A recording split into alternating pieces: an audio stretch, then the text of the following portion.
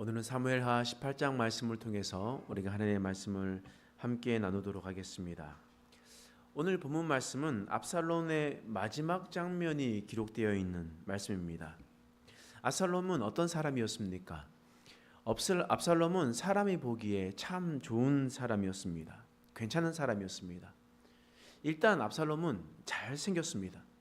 또 왕궁에서 좋은 것을 배우면서 살아갔던 사람이었습니다. 또한 그는 자신의 일에 최선을 다했었던 그런 사람이었습니다. 그러나 그가 어느 한순간부터 삐뚤어지기 시작했습니다. 그리고 결국 아버지의 왕위를 찬탈하게 되는 그런 일을 하게 되었습니다. 압살롬은 자신의 뛰어난 능력으로 아버지 다윗을 예루살렘 성에서 내쫓았습니다. 그리고 반란에 성공하게 되죠. 근데 그 반란은 일시적이었습니다. 아주 잠깐이었습니다. 왜냐하면 압살롬은 하나님을 경외하지 않았기 때문입니다. 자신의 성공을 위해서 하나님을 버리고 하나님 앞에서 큰 죄악을 서슴지 않았기 때문에 하나님께서 압살롬의 계획을 무마시키셨습니다. 뿐만 아니라 압살롬 옆에서 도와섰던 아히도벨의 계략 또한 무너뜨리게 되었은 것을 우리는 볼 수가 있습니다. 이로 인해서 다윗은 자신의 군대의 전열을 재정비하는 시간을 가질 수 있게 되었습니다. 다윗은 어떤 왕입니까? 다윗은 전쟁에 능한 왕이었습니다. 그렇기 때문에 어디에서 전쟁을 하든 그가 가는 곳은 항상 백전백승이었습니다. 그래서 다윗은 그들에 있는 천부장, 백부장, 백성들을 다 나누어 가지고 이제 압살롬과 전면전을 치르기로 작정하였습니다. 그런데 오늘 본문의 말씀에 보니까 이 다윗은 압살롬과의 전쟁에서 아주 사람들에게 큰 부탁을 하나 합니다. 그 부탁이 무엇이었냐면 5절 말씀에 기록되어 있습니다. 함께 읽어보겠습니다. 시작. 왕이 요압과 아비새와 이때에게 명령하여 이르되 나를 위하여 젊은 압살롬을 너그러이 대우하라 하니 왕이 압살롬을 위하여 모든 군지휘관에게 명령할 때 백성들이 다 들으니라. 이제 다윗이 압살롬과 전면전을 펼칠 때에 다윗이 모든 백성에게 무엇을 부탁합니까? 내 아들 젊은 압살롬을 너그러이 대하라 라고 부탁을 했었습니다. 그래서 그 모든 이야기들을 모든 백성들 그리고 군대 지휘관이 듣게 되었습니다. 그런데 그 말을 듣지 않았었던 유일한 한 사람이 있습니다. 그 사람이 어떤 사람입니까? 요압이라는 사람입니다. 요압이라는 사람을 우리가 볼 때에 사무엘하 18장 14절에서 15절 말씀 함께 읽어보겠습니다. 시작. 요압이 이르되 나는 너와 같이 지체할 수 없다 하고 손에 작은 창셋을 가지고 가서 상수리 나무 가운데 아직 살아있는 압살롬의 심장을 찌르니 요압의 무기를 든 청년 10명이 압살롬을 에워싸고 쳐 죽이니라. 지금 압살롬과 다윗의 전쟁에서 다윗이 이기게 되었습니다. 그래서 압살롬은 도망을 하게 되거든요. 근데 문제가 있습니다. 여러분 머리숱 때문에 고민하시는 분들 계십니까? 제 주위에도 그리고 저희 집에도 가장 머리숱 때문에 고민하시는 분이 한 분 계시거든요. 그분이 늘 이렇게 얘기합니다. 내 머리숱이 인생의 고민의 절반이다. 외모 고민에 정확한 워딩을 하겠습니다. 내 외모의 고민의 절반이 머리숱이다 라고 이야기하는 제 가장 가까운 분이 계십니다. 근데 오늘 압살롬을 보면서 위로를 얻으시길 바랍니다. 압살롬은 엄청나게 숱이 많았거든요. 머리숱이 엄청나게 많았습니다. 머리가 너무 숱이 많다 보니까 말을 타고 가다가 나무에 머리가 걸려가지고 어떤 사람은 머리에 많이 걸려도 쓱 지나가든지 머리가 많이 빠졌으면 그냥 지나갈 텐데 압살롬은 숱이 너무나 많다 보니까 그 나무에 턱 걸리더니 나무에 대롱대롱 매달리는 일들이 있게 나겠습니다. 머리숱이 없다면 좀 그때 안 죽었을 텐데 머리숱이 많아서 죽게 되었던 거죠. 근데 이것을 누가 발견했냐? 요압이 발견했습니다. 요압을 발견하고 난 다음에 요압이 발견하고 난 다음에 어떻게 했습니까? 다윗의 부탁이 있잖아요. 왕이 명령이 있잖아요.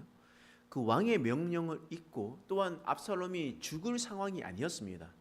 그냥 산채로 머리에 매달려서 대롱대롱 있기 때문에 그냥 산채로 붙잡아서 끌고 가면 되는 일입니다. 그런데 요압이 어떻게 했냐? 자신이 가지고 있는 창을 가지고 심장을 찔렀다라고 성경은 이야기를 하고 있거든요. 그럼 왜 요압이 압살롬을 살려두지 않고 왕의 명령이 있었음에도 불구하고 요압은 압살롬을 죽일 수밖에 없었을까요? 요압은 압살롬에 대한 앙심을 가지고 있었던 사람이었습니다. 요압은요, 자신에게 피해를 준 사람을 끝까지 기억했다가 복수하는 성격을 가졌습니다.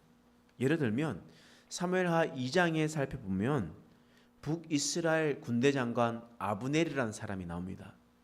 아브넬과 이스라엘 군대 장관, 이 남유다와 북이스라엘이 서로 전쟁을 할 때 아브넬을 뒤쫓아서 죽이려고 했었던 사람이 있습니다. 그 사람 이름이 아사헬이라는 사람이거든요. 아사헬이 북이스라엘 군대 장관 아브넬을 끝까지 쫓아가서 죽이려고 했습니다. 그때 돌아서서 아브넬이 뭐라고 얘기했냐면, 야, 너 요압 동생이잖아. 너 요압 동생, 너 이렇게 따라오지 마. 따라오면 내 너 죽일 수밖에 없어. 그런데도 아사헬은 끝까지 쫓아갑니다. 그래서 또다시 얘기합니다. 야, 내가 너 죽이면 요압 얼굴을 어떻게 보냐? 따라오지 마. 다른 데 가서 그냥 전투해서 다른 사람의 겉옷이나 취해. 라고 이야기했는데 아사헬은 그 말을 듣지 않았습니다. 그리고 그 결과로 아브넬이 아사헬을 죽였습니다. 그것을 요압이 마음속으로 기억하고 있었던 겁니다. 아브넬이 다윗에게 찾아왔었을 때에 다윗은 아브넬의 말을 좋게 여기고 그냥 잘 돌려보냈습니다. 근데 요압이 다윗이 그렇게 했다는 말을 듣고 너무나 상심하고 어떻게 내 동생을 죽인 사람을 그냥 보낼 수가 있냐 이러면서 돌아가던 아브넬을 조용히 불렀습니다. 그리고 비밀 이야기하는 것처럼 가까이 가더니 손에 있었던 칼로 그를 찔러 죽이게 되었습니다. 자신의 전장에서 그리고 아브넬의 말을 듣지 않았었던 아사헬을 죽인 것을 기억하고 죽였다라는 거예요. 그러니까 자신에게 피해가 있건지 자신의 감정을 상하게 하든지 그러면 다윗 말도 듣지 않고 그리고 이 아브넬도 죽여버리는 그런 일이 일어나게 됐던 겁니다. 그런데 왜 압살롬에 대한 어떠한 앙심이 있기에 이런 행동을 하였을까? 우리 생각해 보면요, 여러분 압살롬이 형 암논을 죽이고 난 다음에 외할아버지 집에 가죠.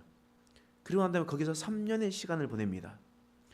이 3년 뒤에 요압 군대 장관 요압이 다윗 왕에게 어떤 과부를 보내어서 이야기를 잘 하고 압살롬을 예루살렘으로 돌아오게 되죠.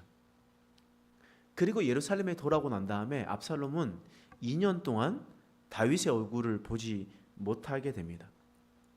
압살롬이 다윗의 얼굴을 보고 싶은데 만나주지도 않고 또 나를 불러왔었던 요압도 어떤 일도 행하지 않으니까 요압을 불렀습니다. 근데 요압이 만나주지 않는 거예요, 압살롬을. 그래서 압살롬이 요압을 만나기 위해서 어떤 행동을 하냐면 사무엘하 14장의 말씀에 보면 어떤 말씀이 나오냐면 압살롬이 요압의 밭에 불을 질러버립니다. 그 불을 지르고 난 다음에 요압이 화가 나고 어이가 없어서 압살롬을 찾아오게 되죠. 왜 이제 왔냐? 나 이렇게 그러면 이럴 거면 왜 예루살렘을 나 데리고 왔냐? 라고 이야기를 하면서 요압에게 이야기를 했습니다. 그때 요압의 감정이 어땠을까요? 자신의 밭에 불을 질렀었던 압살롬에 대한 것. 야, 왕의 아들 이제 가만히 두면 안 되겠는데? 이런 생각들을 했겠죠.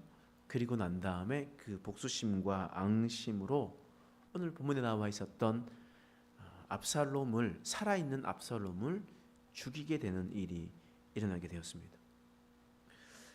요압은요, 자신의 감정대로 행동했었던 그런 사람이었습니다. 무릇 군대 장관은 어떤 사람입니까? 군대 장관은 왕의 명령에 따라서 움직여야 되는 그런 사람 아니겠습니까? 그런데 요압은 왕의 명령보다 자신의 감정, 복수심이 앞서는 사람이었습니다. 그래서 압살롬을 죽이게 되었던 겁니다. 여러분, 그러면 오늘 살아가고 있는 우리들도 요압과 같은 모습으로 살아가고 있지 않은지를 우리 한번 살펴보아야 됩니다. 요압이 왕의 명령임에도 불구하고 자신의 감정을 앞세워서 그 명령을 순종하지 않고 자신이 하고 싶은 대로 행동했었던 것처럼 우리의 왕이신 하나님의 명령이 있음에도 불구하고 자신이 끝까지 고집으로 자신의 감정으로 생각하며 하나님의 뜻을 이루지 않고 내 생각, 내 감정적으로 움직이고 있지 않는지를 우리는 살펴보아야 됩니다. 후에 우리가 살펴보겠지만 요압은 다윗에게 심판받는 것이 아니라 그의 아들 솔로몬에 의해서 처형당하는 일을 당하게 됩니다. 자신의 생각과 자신의 감정, 자신의 복수심대로 살아갔던 자는 반드시 하나님의 심판이 있다라는 것을 우리가 기억하고 내 감정보다 왕의 명령, 하나님의 명령대로 살아가는 저와 여러분 되시길 간절히 축원합니다. 기도하겠습니다. 하나님, 오늘 본문 말씀에 요압은 군대 장관이었음에도 불구하고 왕의 명령을 듣지 않았습니다. 그는 하나님의 자신의 뜻을 앞세웠고 자신의 감정을 앞세웠습니다. 우리도 그런 삶을 살아가고 있지 않는지 돌아보게 하여 주시옵소서. 이제 내 뜻을 내려놓게 하시고 하나님의 뜻대로 살아가는 우리의 인생 되게 하여 주시옵소서. 감사드리며 예수님의 이름으로 간절히 기도드립니다. 아멘.